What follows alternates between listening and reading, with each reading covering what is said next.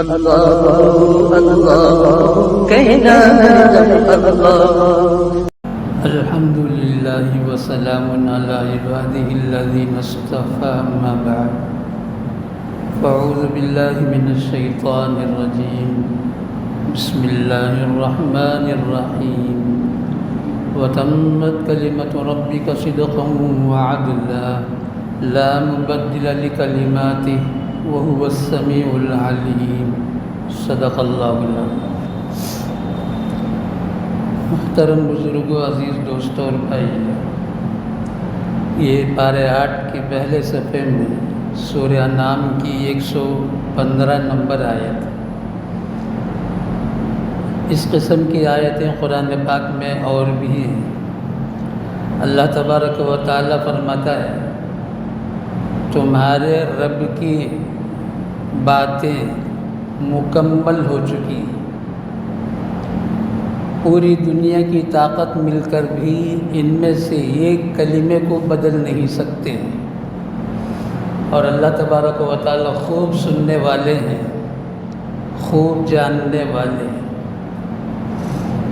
یعنی اللہ تبارک و تعالی نے دنیا کو پیدا فرمایا، جب ساری کائنات کو پیدا کیا تو اس کے بعد حضرت آدم علیہ نبینا علیہ الصلاۃ والسلام کو پیدا فرمایا، اور انسانی زندگی گزارنے کے لیے اللہ تبارک و تعالی نے اپنے طرف سے ایک قانون دیا۔ یہ قانون کوئی آج کا قانون نہیں ہے، جب سے دنیا قائم ہے اس وقت سے یہ اللہ تبارک و تعالی کا قانون ہے۔ اور دنیا میں جتنی حکومتیں ہیں، ہر حکومت کے ایک قوانین ہیں، اور وہ قوانین انسان کے بنائے ہوئے ہیں۔ صبح و شام ان قوانین میں رد و بدل ہوتا رہتا ہے، لیکن یہ اللہ تبارک و تعالی کا قانون ہے جسے پوری دنیا مل کر بھی یہ قانون کو بدل نہیں سکتے۔ بدلنے والے بڑے بڑے آئے، بڑی بڑی طاقتیں آئیں، بدلنے کی کوشش کیا، خود تو مٹ گئے، ایسے مٹ گئے ان کا نام و نشان بھی نہیں ہے۔ لیکن جو اللہ تبارک و تعالیٰ کا قانون ہے وہ بیائینی ہی باقی ہے، قیامت کی صبح تک باقی رہے گا۔ لیکن اس قسم سے جو حالات اس وقت ہندوستان میں، اور ہندوستان ہی ایک ایسا ملک ہے، پوری دنیا یہ مانتی ہے اور جانتی ہے، سب سے بڑی جمہوری حکومت ہندوستان کی ہے۔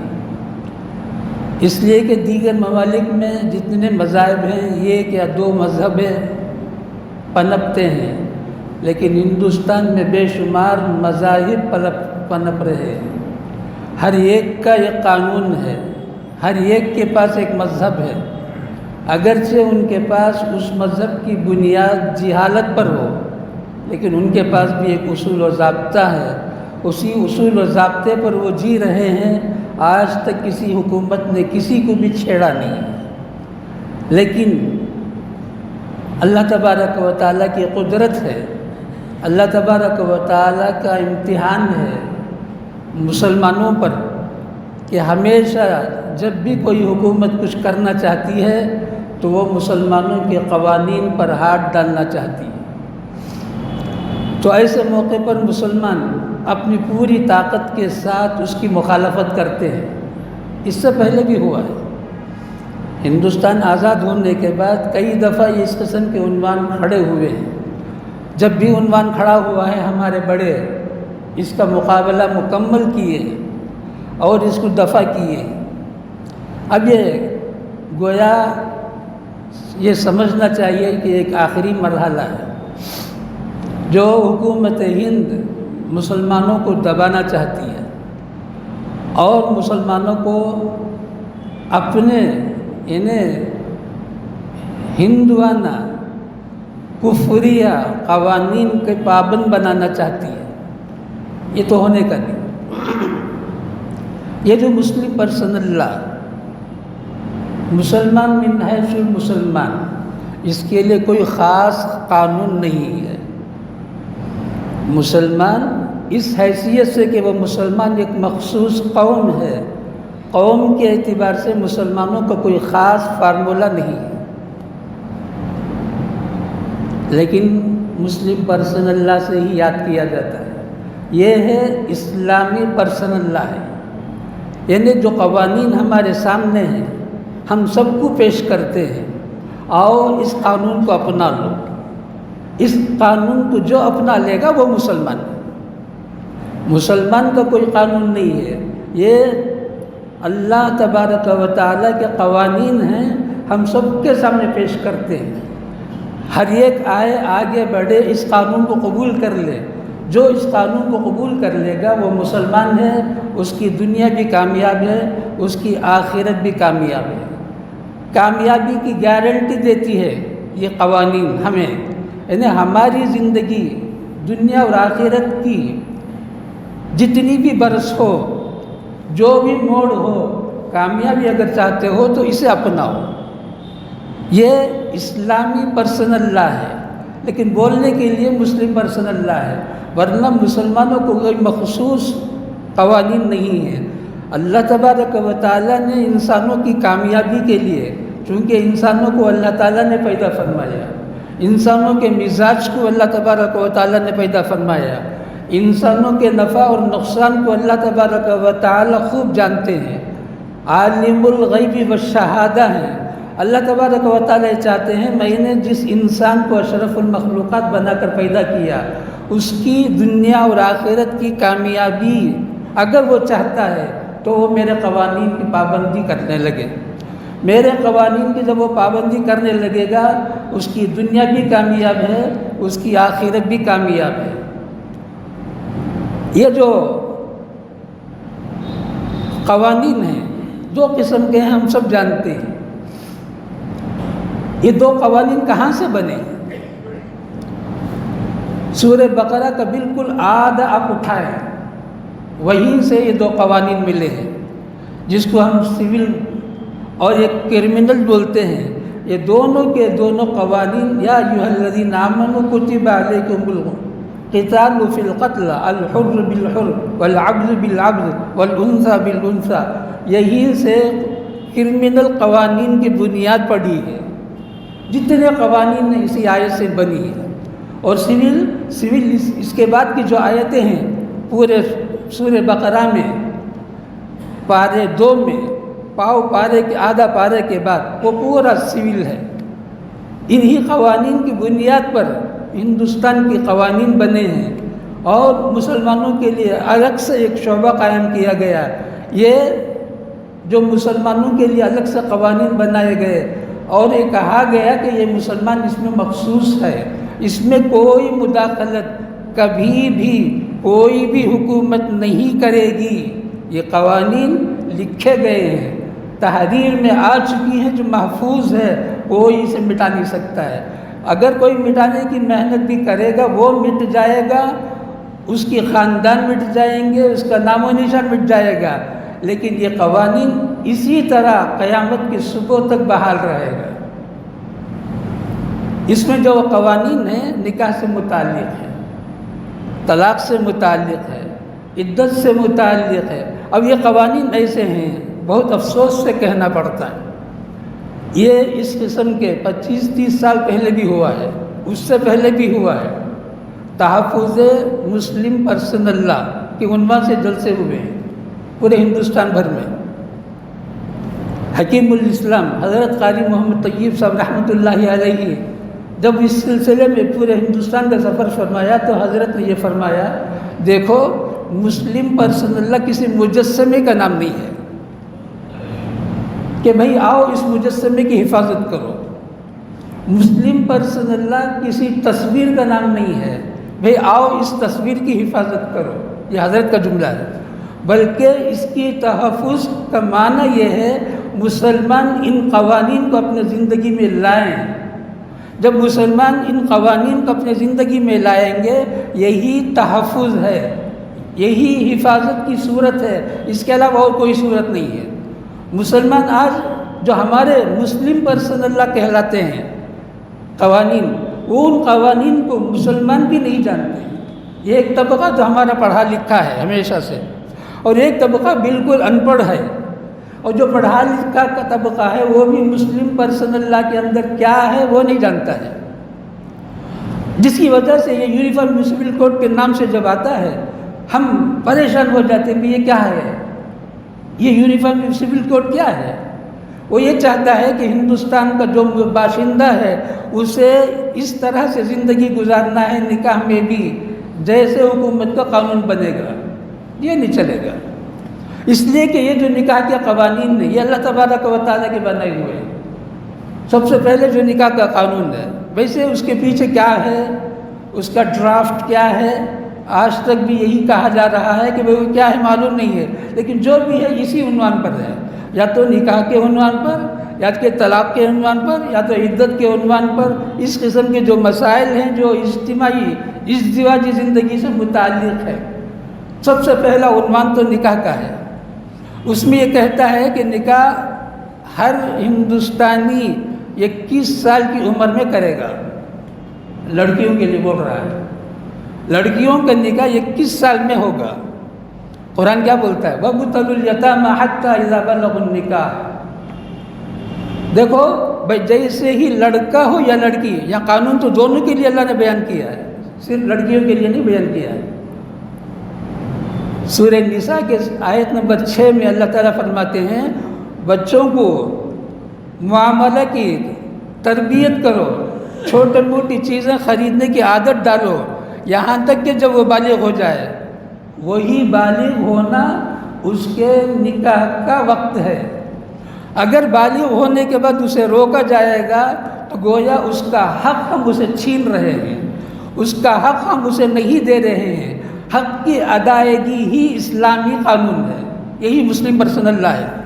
اب لڑکی ہو یا لڑکا بالغ ہو جائے تو اس کا نکاح کا عمر ہے، چاہے دیر سے نکاح کرے وہ اس کی مقدر کی باتیں ہوں گی، لیکن قانون بنا کر اسے دبا دینا کہ تیرا نکاح 21 سال سے پہلے نہیں ہوگا، یہ اللہ تبارک و تعالیٰ کے قانون کے خلاف ہے اور انسانی مزاج کے خلاف ہے۔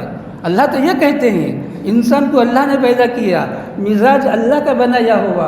اللہ تبارک و تعالیٰ فرماتے ہیں لڑکا ہو یا لڑکی بالغ ہو جائے تو اس کا نکاح کا عمر ہے۔ یہ اس ہر لڑکی کا حق ہے جو اسے اپنائے گی نکاح کے بالغ ہونے کے بعد۔ 18 سال والا قانون آیا، بہرحال جتنی شکل میں اس پر عمل ہونا تھا عمل ہوا، لیکن وہ قانون بھی غلط تھا۔ اب تو وہ یہ بتا رہا ہے کہ قرآن میں ہی یہ ہے کہ 21 سال، اس کو کون قرآن سکھایا 21 سال کا؟ یہاں آج دنیا کا جو ماحول معاشرہ ہے، اللہ حفاظت فرمائے، 14-15 سالہ لڑکیاں بغیر نکاح کے حاملہ ہو رہی ہیں، 14 سال کی۔ کوئی دور جانے کی ضرورت نہیں ہے، یہ سب ہمارے سامنے ہے۔ تو اللہ تعالیٰ کہتے ہیں بھائی جب اس کی عمر ہو گئی اب اسے نکاح کرا دو۔ عزت کی زندگی، عزت کی اولاد، معاشرے میں سر اٹھا کر چلنے والا ایک معاشرہ ہمارے سامنے وجود میں آئے گا، ورنہ بات مانی ہوئی ہے، ہم سب جانتے ہیں، کون نہیں جانتا ہے۔ امریکہ میں 50% ایسے ہیں جو اپنے باپ کو نہیں جانتے، اور وہاں کا جو قانون ہے وہاں فادر نیم کا کالم ہی نہیں ہے، جاننا چاہیے آپ لوگوں کو۔ یہ نظام آئے گا، آگے اور بھی ہے۔ تو آگے یہ کہتا ہے کہ رجسٹریشن ضروری ہے۔ یہ رجسٹریشن کیوں ضروری ہے؟ 1500 سال سے ہم اسی طرح سے نکاح کرتے آ رہے ہیں۔ ایک نکاح 2 گواہوں کے ساتھ ہمارا نکاح ہوتا ہے، اسی طرح ایک گواہ ایک وکیل کے ساتھ ہی ہمارا نکاح ہوگا۔ پارے 18 میں اللہ تبارک و تعالیٰ فرماتے ہیں وَأَنْكِحُوا الْأَيَامَ۔ یہ وَأَنْكِحُوا کون ہے؟ یہ وَأَنْكِحُوا اولیاء ہیں۔ اولیاء کا معنی جسے ہم وکیل بولتے ہیں، جو نکاح میں وکیل بن کے آتے ہیں، یہ وکیل سے اللہ تبارک و تعالیٰ مخاطب ہے۔ تمہارے گھر میں جو لڑکی، تمہارے گھر میں جو لڑکا بے بیوی کے، بے شوہر کے ہے، اس کا نکاح کراؤ، چاہے پہلے سے نکاح نہیں ہوا ہو یا نکاح ہو کر بیوہ ہو گئی ہو، یا مطلقہ ہو گئی ہو یا مختلعہ ہو گئی ہو، خلا والی ہو گئی ہو، اب اس کا نکاح تم کراؤ۔ وَأَنكِحُوا الْأَيَامَ مِنكُمْ وَالصَّالِحِينَ مِنْ عِبَادِكُمْ وَإِمَائِكُمْ، نیک لڑکا تلاش کرو، نیک لڑکیاں تلاش کرو، صالحین کا لفظ اللہ تعالیٰ نے فرمایا، نیک لڑکے کو چنو ڈھونڈو، نیک لڑکی کو چنو ڈھونڈو، اس کے بعد نکاح کراؤ۔ یہ مت دیکھو میرے پاس نکاح کی سہولیات نہیں ہیں، میرے پاس نکاح کی سہولیات نہیں ہیں، یہ مت دیکھو، یہ مت دیکھو کہ لڑکا ابھی اپنے پیروں پر نہیں کھڑا ہے، یہ مت دیکھو، یہ اسلامی مزاج نہیں ہے۔ اللہ تعالیٰ فرماتے ہیں ان یکونوا فقراء، اگر تم غریب ہو، فقیر ہو، تم نکاح کرا دو اپنی ذمہ داری کے احساس کرتے ہوئے، اللہ تبارک و تعالیٰ اس نکاح کی برکت سے تمہیں مالدار بنا دے گا۔ ان یکونوا فقراء یغنیہم اللہ من فضلہ، اللہ تبارک و تعالیٰ اپنے فضل سے اس نکاح کی برکت سے مالدار بنا دے گا۔ مالدار کا یغنی کا معنی ہے، لفظ ہے، اسے کیا بولتے ہیں؟ مالدار۔ اللہ تعالیٰ فرماتے ہیں ہم بنائیں گے مالدار۔ ارے غربت اور مالداری کا تعلق تو ہمارے ساتھ ہے۔ یبسط الرزق لمن یشاء ویقدر، اللہ تعالیٰ فرماتے ہیں جسے چاہتے ہیں ہم مال بہا دیتے ہیں، جس سے چاہے ہم مال کھینچ لیتے ہیں۔ ایسا کھینچتے ہیں پھر پنپ نہیں پاتا ہے، اور ایسا دیتے ہیں کہ اس کی قدردانی نہیں کرتا ہے۔ یہ معاملہ تو اللہ تعالیٰ فرماتے ہیں ہمارے ساتھ خاص ہے، تو تم کیوں غربت کی، فقیری کی شکایت کرتے ہوئے اپنی لڑکی اور لڑکے کو رو کے رکھے ہو؟ اور اس کے بعد کا نمبر سب ہمارے سے متعلق ہے۔ یہ جو یونیفارم سول کوڈ ہے، یہ سب کا سب ہماری زندگی سے متعلق ہے، مسلمانوں کی زندگی سے متعلق ہے۔ اور نکاح عبادت ہے، نکاح عبادت ہے۔ اللہ تعالیٰ نے، اللہ کے رسول صلی اللہ تعالیٰ نے فرمایا اپنے نکاحوں کو مسجدوں میں کرو۔ کیوں؟ مسجد اللہ کا گھر ہے، اس میں برکت اور رحمتوں کا نزول ہوتا ہے۔ تم اپنے نکاحوں کو گھروں میں، بازاروں میں، کہیں بھی نکاح کریں گے ہو جائے گا، لیکن اللہ کے رسول نے فرمایا مسجدوں میں کرو۔ اور یہ بھی فرمایا اعلنوا بالنکاح، نکاح کا اعلان کرو، نکاح کا اعلان کرو۔ مسئلہ لکھا ہے کتابوں میں، ایک وکیل دو گواہ، نکاح ہوا تو یہ نکاح منعقد نہیں ہوگا۔ مسلمانوں کا ایک مجمع ہونا ضروری ہے، مسلمانوں کو کم از کم 10 افراد کا ایک مجمع ہو، تب جا کر یہ وکیل اور نکاح کے یہ گواہوں کے ذریعے سے نکاح منعقد ہوگا۔ فقہا نے لکھا ہے، اللہ کے رسول نے فرمایا اعلنوا بالنکاح، اعلان کہاں کریں گے بھئی؟ وکیل بھی ہے، گواہ بھی ہے، تو اعلان کی کیا ضرورت ہے؟ تو کیا پیارے رسول صلی اللہ تعالیٰ علیہ وسلم کا فرمان ویسے ہی ہے؟ نہیں، اللہ کے رسول کے فرمان کی قدر ہے اسلام میں، شریعت میں۔ وہ یہ چاہتا ہے کہ کم از کم 10 آدمیوں کا مجمع سامنے ہو، کم از کم 10 آدمیوں کا مجمع سامنے ہو، تب یہ نکاح ہوگا تو نکاح منعقد ہوگا، ورنہ نکاح رکا ہوا ہوگا۔ صاف فقہا نے لکھا ہے نکاح نہیں ہوگا اگر صرف 2 گواہ ایک وکیل سے نکاح ہو۔ ایک مجمع ہونا چاہیے، وہ بھی مردوں کا ہونا ہے اور بالغین کا ہونا ہے، 2 شرطوں کے ساتھ وہ مجمع پایا جانا ضروری ہے۔ اور تیسری بات وہ لوگ یہ بولتے ہیں جیسے طلاق مردوں کو ہے، عورتوں کو بھی ہونی چاہیے۔ ایک آیت نہیں، 2 آیت نہیں قرآن پاک میں، بلکہ ایک سورت نازل فرمایا اللہ تبارک و تعالیٰ نے، سورہ طلاق کے نام سے۔ اس میں سکھایا طلاق کیسے دینا ہے، طلاق کیسے دینا ہے یہ بھی سکھایا اللہ تبارک و تعالیٰ نے۔ تم کو طلاق دینا ہو تو پہلے دیکھو بیوی کی حالت کیا ہے، بیوی پاک ہے یا ناپاک ہے۔ اگر بیوی ناپاک ہے تم کو طلاق دینے کا حق نہیں ہے، تم کو طلاق دینے کا حق نہیں ہے۔ یہ قصہ ہے عمر فاروق رضی اللہ تعالیٰ عنہ کو جب دشمن نے برچھا مار دیا، غشی ہوش، تو صحابہ کا ایک مجمع تھا، انہوں نے کہا جی امیر المومنین آپ اپنے فرزند کو امیر بنا دیں، خلیفہ بنا دیں، نمونہ آپ کے پاس ہے۔ ابو بکر صدیق رضی اللہ تعالیٰ عنہ نے آپ کو نامزد کر دیا خلافت کے لیے، آپ اپنے فرزند کے لیے خلافت نامزد کر دیں۔ بولنے والوں میں عثمان غنی بھی ہیں۔ آج عثمان غنی رضی اللہ تعالیٰ عنہ کی شہادت کا دن ہے۔ اسلام میں کیسی کیسی قربانیاں ہیں۔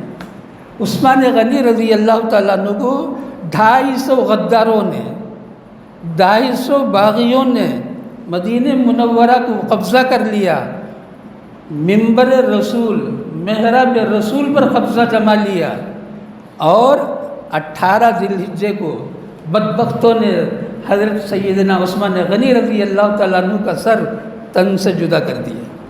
آج کا دن ہے، 18 ذی الحجہ ہے آج۔ رسول اللہ صلی اللہ تعالیٰ علیہ وسلم کی 2 بیٹیوں سے نکاح ہوا، ایک کے بعد دیگر۔ آقا نے فرمایا میری اور بیٹیاں ہوتی تو میں عثمان غنی کو وہ بیٹیاں بھی میں دیتا۔ اسی وجہ سے ذوالنورین کا لقب حضرت عثمان غنی رضی اللہ تعالیٰ عنہ کو ملا ہے۔ تو عثمان غنی رضی اللہ تعالیٰ عنہ بھی، علی رضی اللہ تعالیٰ عنہ بھی شامل ہیں یہ کہنے میں کہ یا امیر المومنین آپ ابن عمر کو، اپنے بیٹے عبداللہ کو آپ خلیفہ بنا دیں۔ کیا جواب دیا؟ ایک مرتبہ غصے میں حضرت ابن عمر رضی اللہ تعالیٰ عنہ نے بیوی کو طلاق دے دیا۔ انہیں علم نہیں تھا اس وقت بیوی حیض کی حالت میں۔ تو عمر فاروق رضی اللہ تعالیٰ عنہ نے اس کا حوالہ دیا، ارے کسے تم خلافت کی بات کرتے ہو، اسے طلاق تک دینا نہیں آتا ہے۔ اصل میں اس سے اپنے خاندان کو بچانے کے لیے عمر فاروق رضی اللہ تعالیٰ نے فرمایا ہے۔ اتنے بڑے عالم تھے، سارے صحابہ میں بالاتفاق ان کی رائے تھی خلیفہ کے لیے۔ تو جس وقت حیض ہو ایسے وقت میں طلاق نہیں دینا ہے، دے گا تو گناہ ہے لیکن طلاق واقع ہو جائے۔ تو اللہ تبارک و تعالیٰ نے سورہ طلاق میں یہی فرمایا، اور پورے آیتوں میں جہاں بھی طلاق کا مضمون ہے مردوں سے مخاطب ہوا، اور کیونکہ مردوں میں تحمل کا مزاج ہے، برداشت کرنے کا مزاج ہے، سال بھر بھی وہ بیوی کے بغیر رہ کر بیوی کی حفاظت کرتا ہے۔ لیکن عورت جلد باز ہے، اس کی فیوچر اس کے سامنے نہیں ہے۔ وہ اگر اسے آزاد چھوڑ دیا جائے تو 3 مہینے میں ایک شوہر بدلتی رہے گی، جذبے میں آئے گی فوراً اسے طلاق دے گی۔ سال پہلے کی بات ہے، بشارن کی بات ہے، ایک صاحب کا فون آیا، آنے کے بعد کہا حضرت میری بیوی نے مجھے 3 طلاق دے دیا، کیا ہوگا؟ میں کہا 3 نہیں 300 دینے تو کیا ہوا؟ حضرت 3 بار بول رہی حضرت، پھر سے بولتا ہے۔ آپ دیکھیں گے تو دیندار ہے، 100 مسالات کا پابند ہے، اتنا مسئلہ معلوم نہیں ہے۔ بیوی اگر طلاق دے گی تو طلاق نہیں ہوگی، علم بھی اس بیچارے کو نہیں ہے، شرم کی بات ہے۔ یہ طلاق اللہ تعالیٰ نے صرف مردوں کے پاس دیا ہے۔ کیوں؟ مرد کسی بھی وقت میں ڈگمگاتا نہیں ہے، وہ پورا سمجھدار ہے، اس کی زندگی میں دین نہ ہو لیکن طلاق کے مسئلے میں وہ حساس ہوتا ہے۔ جاہل سے جاہل بھی، شرابی سے شرابی بھی نکاح کے بعد طلاق کے مسئلے میں وہ حساس ہوتا ہے۔ تو اللہ تبارک و تعالیٰ نے یہ حق صرف مردوں کو دیا ہے، عورتوں کو نہیں دیا ہے۔ اب یہ حکومت یہ چاہتی ہے یونیفارم سپریم کورٹ کے نام سے عورت بھی اپنے اوپر طلاق دے سکتی ہے، نہیں، یہ نہیں ہوگا، یہ نہیں چلے گا۔ یہ اسلام کے بالکل اور خدائی قانون کے بالکل مخالفت ہے۔ تو اللہ تبارک و تعالیٰ کے قوانین کی مخالفت کرنے والے کی ہم بھرپور مخالفت کریں گے، ہم ذرا برابر اس کی طرف ہلکا پن محسوس نہیں کریں گے۔ اس کے بعد کا نمبر 1 ہے، یہ بڑا خطرناک ہے، وہ ہے عدت۔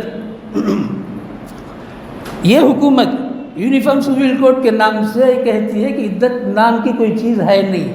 ادھر بیوی کا انتقال ہوا، ادھر شوہر نے طلاق دیا، فوراً نکاح کر سکتی ہے، فوراً نکاح کر سکتی ہے۔ قرآن میں اللہ تبارک و تعالیٰ نے عورتوں کی قسموں کو بیان کر کے ان کی عدت کو الگ الگ بیان فرمایا، عورتوں کی قسموں کو بیان فرمایا۔ دیکھو عدت کے مسئلے میں ہمارا معاشرہ بہت کافی دور ہے، عدت کے مسئلے کو جانتے ہی نہیں ہیں۔ جہاں طلاق ہوا، جہاں خلا ہوا، 4 مہینہ 10 دن، کون کہا 4 مہینہ 10 دن؟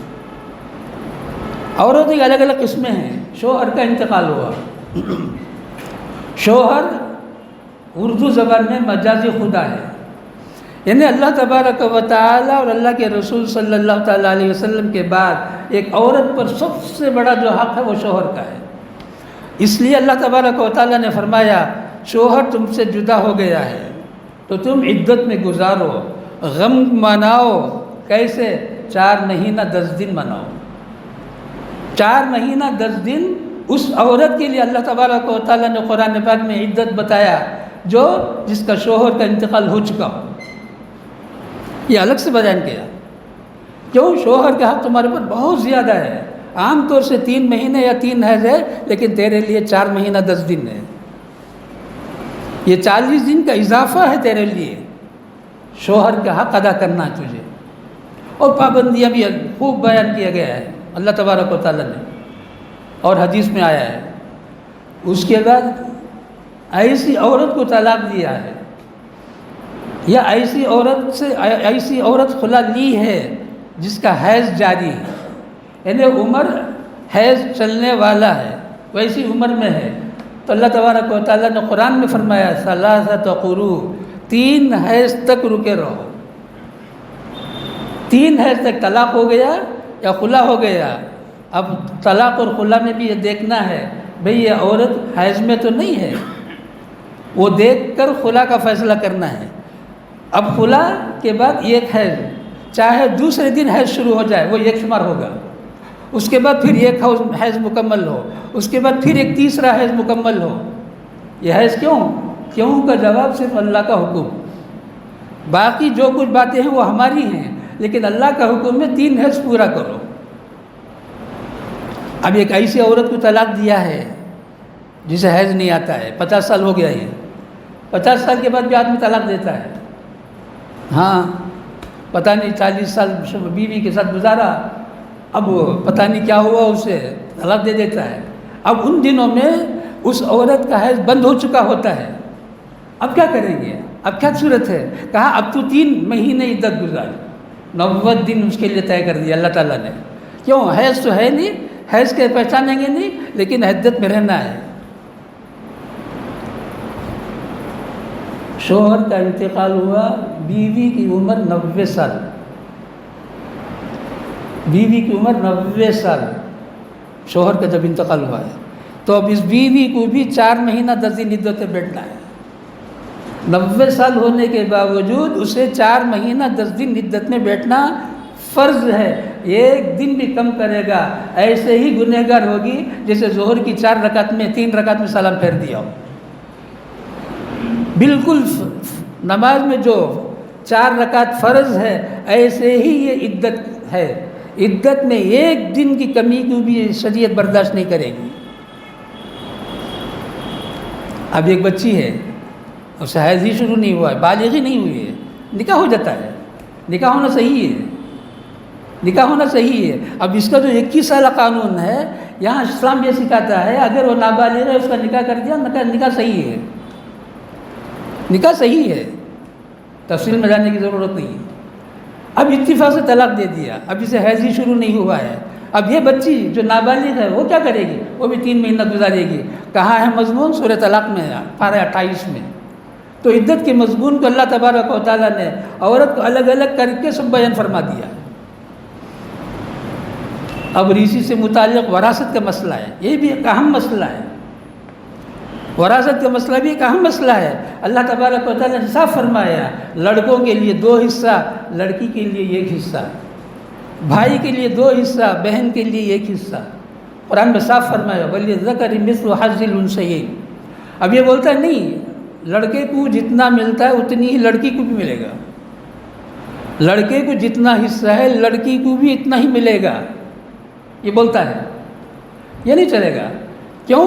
لڑکے کی ذمہ بہت ساری ذمہ داریاں ہیں، لڑکی میں کوئی ذمہ داری نہیں. عورت پر اسلام میں کوئی ذمہ داری نہیں ہے، عورت پر اسلام میں کوئی ذمہ داری نہیں ہے. عورت کو جو یہ کھیرا ملتا ہے حصہ، یہ گفٹ ہے اللہ کی طرف سے. اللہ تعالیٰ کی طرف سے عورتوں کو جو یہ کھیرا سنگل جو ملتا ہے، یہ سنگل جو ملتا ہے یہ اللہ کی طرف سے لڑکیوں کو، عورتوں کو، بہنوں کو گفٹ ہے. ان کے ذمے کوئی چیز نہیں ہے شریعت میں. عورت کے ذمے اللہ نے کوئی ذمہ داری نہیں رکھی. تو یہاں سے یہ بات صاف ہو گئی، عورتوں کو کمانے کے لیے باہر جانے کی بھی ذمہ داری نہیں ہے، نہیں ہے، اسلام میں نہیں ہے. ایک عورت پیدا ہوئی تو اللہ تبارک و تعالیٰ نے اسے اتنا محفوظ رکھا. شریعت ہماری جو مسلم پرسنل کہلاتی ہے، ایک لڑکی پیدا ہوئی تو اسے چاروں طرف سے محفوظ بنا دیا. ایک محفوظ قلعے میں وہ پرورش پاتی ہے، چاہے اس کے باپ نہ ہو، چاہے اس کا دادا نہ ہو، چاہے اس کا تایا نہ ہو، لیکن لڑکی محفوظ ہے، تفصیل کا موقع نہیں ہے. تو یہ وراثت جو اللہ تعالیٰ نے طے کر رکھا ہے، ایسے ہی وراثت تقسیم ہوگی، اس میں کسی قسم کی تبدیلی برداشت نہیں کی جائے گی. ایک اور عنوان ہے، اللہ حفاظت فرمائے. اصل تو مسئلہ یہی ہے، یعنی مسئلہ یہ ہے جیسے کہ ابھی بتایا قاری صاحب رحمۃ اللہ علیہ، قاری حکیم الاسلام قاری محمد طیب صاحب رحمۃ اللہ علیہ جو فرماتے ہیں اسلامی قوانین کو ہم اپنی زندگی میں لائیں، یہی مسلم پرسنل لا کی حفاظت کی بہترین صورت ہے. ہم اسلامی جتنے احکامات ہیں، خدا کے قانون جتنے بھی ہیں، ہر مسلمان اس کو اپنی زندگی میں لانے کو فرض سمجھے تو خود بخود مسلم پرسنل لا محفوظ ہو جائے گا. پوری طاقت کچھ بھی نہیں کر سکتی. ایک عنوان ہے لے پالک بیٹا لے پالک بیٹی. وہ کہتا ہے جائز ہے. سمجھتے ہی جائز ہے کہ کیا معنی ہے؟ لے پالک بیٹا بیٹی کا مطلب یہ ہے اس کے نزدیک، جو وہ یونیفارم سول کوڈ میں لانا چاہتا ہے، اس کا مطلب یہ ہے ہندوؤں کا لا یہ ہے جس لڑکی کو لے کر پال لیا، جس لڑکے کو لے کر پال لیا، وراثت کی وہ حقدار ہو جاتی ہے. وراثت کی وہ حقدار ہو جاتی ہے. یہ ہندو لا ہے. اب ہم مسلمانوں میں کتنے ہیں جو لڑکی کو لے کر پالتے ہیں، لڑکے کو لے کر پالتے ہیں، وکیل اور ایڈوکیٹ کے سہارے سے رجسٹر آفس میں جا کر ہندو لا کو اپنا کر اپنی جائیداد کو اس لے پالک بیٹی کے لیے یا اس لے پالک بیٹے کے لیے رجسٹر کر دیتے ہیں تاکہ اس کے جو حقیقی وارثین ہیں ان کو نہ ملے. بولتے ہیں میرا کمایا سو میرے بچے کو نہیں. اس کا بچہ کیسے ہو جائے گا؟ اسے اپنا بچہ بولنا گناہ کبیرہ ہے، سورہ احزاب میں. لے پالک بیٹا کو، لے پالک بیٹی کو اپنا بیٹا بولنا، اپنی بیٹی بولنا گناہ کبیرہ ہے.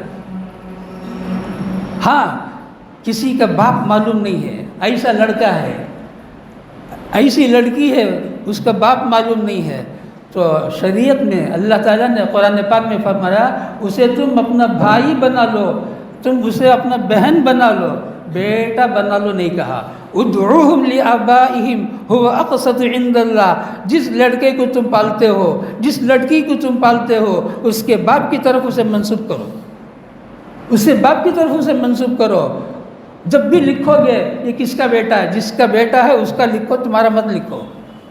اگر تم نے عمدن اپنا بیٹا لکھا تو تم گنہگار ہوں گے، تم گنہگار ہوں گے.